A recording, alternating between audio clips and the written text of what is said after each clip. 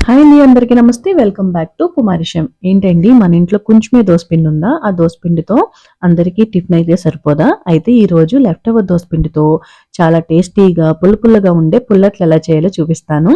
దోసపిండి మిగిలిపోయిందని waste చేయకండి. ఈ రెసిపీని అయితే ట్రై చేయండి. చాలా అంటే చాలా బాగుంటుంది. నోట్లో పెట్టుకోగానే వెన్న పుస్లా కరిగిపోద్ది అనమాట.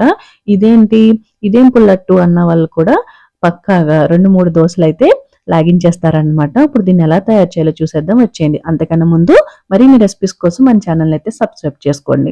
ఇప్పుడు దీనికోసం ఒక బౌల్ అయితే తీసుకుని మిగిలిపోయిన దోసపిండిని ఆ బౌల్లో అయితే వేసేసుకోవాలి. తర్వాత ఇందులోని 1 కప్ వరకు గోధుమ పిండిని కూడా వేసేసుకోండి. ఇందులోని పులిచిన పెరుగుని 1 కప్ వరకు తీసుకుని వేసుకోవాలన్నమాట.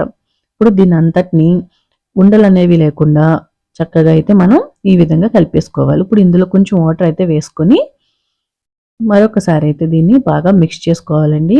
గుర్తుపెట్టుకోండి, ఉండలు అనేవి అసలు ఉండకూడదు. చూసారా ఈ విధంగా. తర్వాత ఇందులోని 1 కప్ వరకు ఉల్లిపాయ ముక్కల్ని, అలాగే కొంచెం పచ్చిమిర్చిని, కొంచెం కరివేపాకుని, కొంచెం కొత్తిమీరని కూడా కలిపి వేసేసుకోండి. తర్వాత ఇదంతా బాగా కలిసేంత వరకు కలిపేసేసుకొని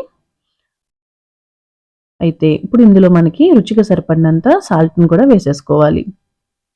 మరొకసారి కలిపేసుకుని దీన్ని మూత అయితే పెట్టేసుకుని, మనం మార్నింగ్ వేసుకుంటామంటే నైట్ అయితే కలిపేసుకుని మూత అయితే పెట్టేయండి. మార్నింగ్కి అట్లయితే చాలా బాగుంటాయి.